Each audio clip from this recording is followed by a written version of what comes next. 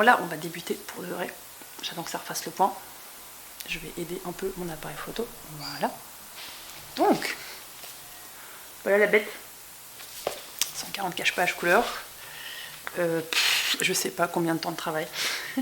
Vraiment beaucoup. Vraiment beaucoup. Je dirais un minimum 2 ans. Et on va pas revenir là-dessus. L'idée, c'est pas de parler du livre lui-même, mais de parler de la sortie du livre. La sortie du livre, donc, c'était mars l'an dernier. Alors pour ceux qui se rappellent, au Québec, c'était la énième vague de Covid.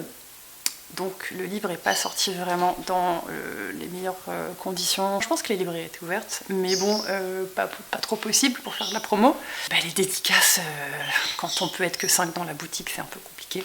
Et ensuite, l'actualité était surchargée par le Covid. Pas trop de place pour la culture. C'était mon premier livre, hein, personne ne l'attendait, à part moi. Puis en plus, il s'est passé quelque chose d'interne à mon éditeur, qui est que la personne qui s'occupait d'une partie de la communication était en arrêt maladie. Ça n'a pas aidé, je vais pas vous mentir. Alors après, au niveau des retours lecteurs, j'en ai eu quand même. Beaucoup de retours de lecteurs, de lectrices, vu le sujet, encourageant, sachant que j'ai atteint mon but que je m'étais fixé dans l'effet que je voulais que ça produise sur les gens, c'est ça qui se passe. Des bons avis de sites spécialisés aussi. Après, est-ce que ça a participé à un mouvement un peu plus grand de on aimerait que le postpartum soit pris en charge autrement, je sais pas, j'espère. Je vais peut-être participer à un sommet là-dessus dans quelques mois, au mois de novembre. Je vous en dirai plus quand ça sera confirmé. Puis ouais, 1 ou 2 personnes un peu, je sais pas, un peu mal intentionnées ou un peu folles, je sais pas, ou un peu des deux. Je me suis fait attaquer sur un groupe Facebook de mamans sur le fait que la personne m'accusait de représenter des personnes noires se faire maltraiter par des personnes blanches sur la couverture. Et j'avais beau lui dire non, c'est des zombies, c'est vert, en fait, c'est pas noir, c'est vert. Elle m'a dit oui, mais sur mon écran, c'est affiche noire. Et bon, il y a eu un débat complètement stérile comme ça. Je sais pas, elle m'accusait de vouloir faire du bad buzz, alors que pas du tout. Du buzz, j'aimerais bien en faire. J'attends toujours, mais non, clairement pas, hein. Ouais, je sais pas où elle a vu des personnes noires, mais bon, après, à sa décharge, chacun voit un peu ce qu'il veut sur les petits monstres de la couverture. Pour moi, c'était des zombies, il y en a qui voient des bébés, donc moi, c'était des zombies de gens un peu bêtes, et elle a choisi de voir des personnes noires se faire maltraiter. Donc voilà, et puis un autre truc un peu plus creepy aussi, il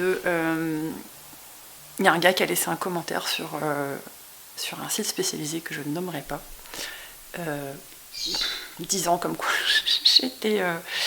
j'étais folle. Pas j'étais folle, mais en tout cas, c'était comme s'il m'avait vu dans la vraie vie et qu'il disait non, mais cette fille-là, vous croyez qu'elle est sympa, mais en fait, elle est méchante.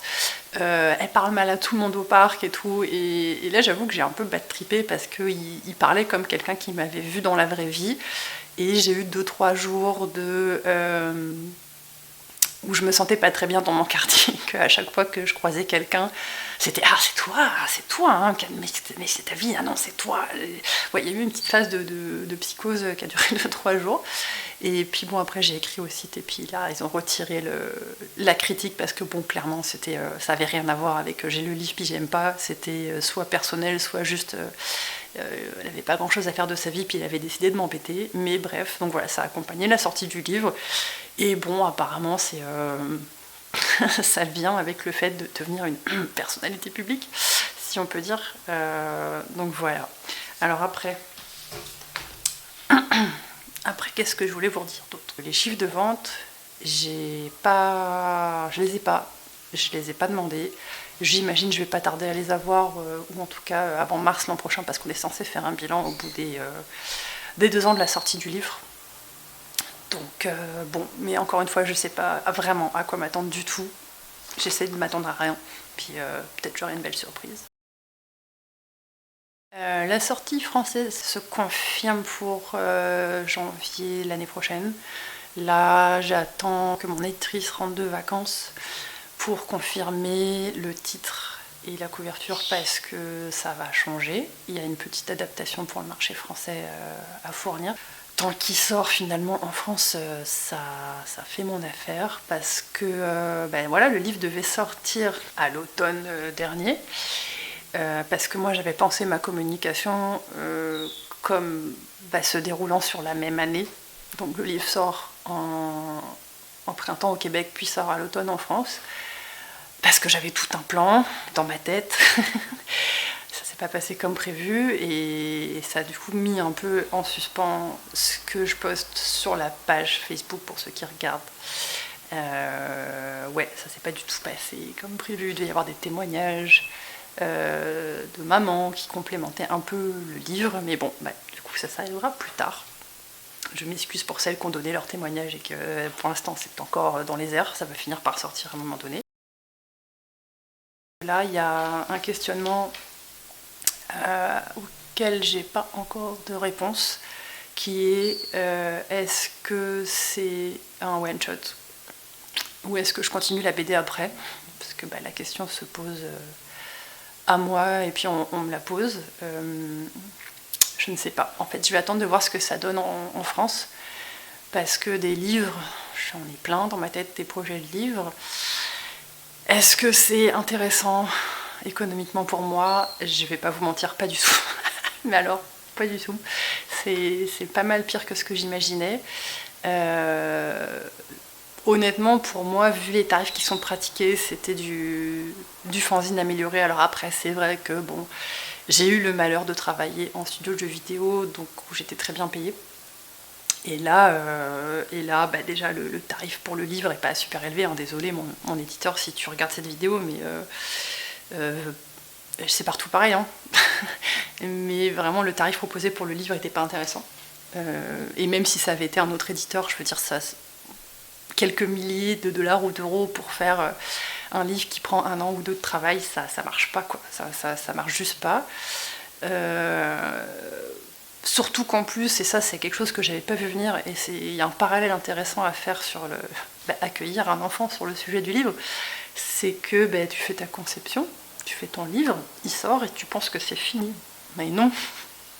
Non, c'est quelque chose d'autre qu'embarque, et toi tu penses en avoir fini, avoir fait ta part, et tu te dis, moi je me suis dit, la maison d'édition maintenant elle s'en charge, elle fait la com, et j'ai rien à faire à part aller dédicacer une fois de temps en temps, répondre aux mails si on m'écrit, mais c'est tout. Et non, en fait, il faudrait que je fasse autant de travail de communication que j'ai passé de temps à produire le livre.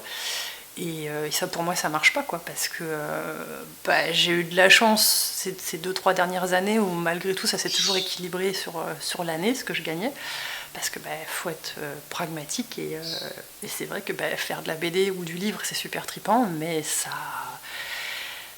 gagne pas beaucoup, même si c'est super cool. Donc là, je sais pas, c'est sûr que oui, j'aurais envie de continuer. J'ai encore une fois plein de projets en tête, des trucs autobiographiques, des trucs qui sont pas autobiographiques, et j'aimerais bien les réaliser, mais faut que je trouve un équilibre là-dedans, parce que même si j'enchaînais les livres, je gagnerais pas assez, en fait, pas assez pour vivre convenablement. Mon ambition, c'est d'avoir un niveau de vie correct, et c'est vrai que là, ça va que j'avais des sous de côté, ça va qu'on n'a pas des grosses dépenses, qu'on est encore locataire, que mon enfant est petit, donc voilà, il n'y a pas 1 milliard de trucs à acheter, mais c'est vrai que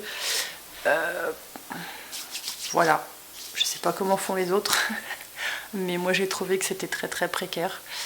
On aimerait que ça change, hein. Ça fait un moment que c'est en discussion, parce que je regarde ça de loin, parce que je n'ai pas la prétention d'être auteur de BD avec un grand A comme beaucoup d'autres, et je vois ça de très loin passer, les conditions d'auteur qui se dégradent. Alors voilà, c'est la grosse interrogation, est-ce que je continue ou pas? Réponse l'an prochain, peut-être, ou peut-être pas. A priori, je vais poster cette vidéo sur YouTube et sur Facebook, les réseaux, les internets, tout ça. Donc, je vous avouerai qu'à mon stade de non-notoriété, j'apprécie toute forme d'encouragement, j'apprécie les commentaires, les retours constructifs, parce que les retours de gens méchants, non, moi ça m'intéresse pas. Ouais, donc c'est ça. donnez-moi des retours. Si vous avez des questions sur des points que j'ai pas abordés, que vous aimeriez que j'aborde dans une prochaine vidéo, parce que maintenant que j'ai une lampe de youtubeuse et un micro qui a de l'allure, je vais peut-être en faire, pas tout le temps, mais peut-être régulièrement.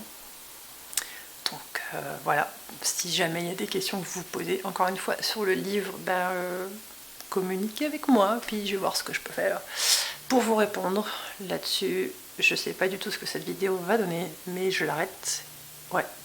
On va y arriver. Alors,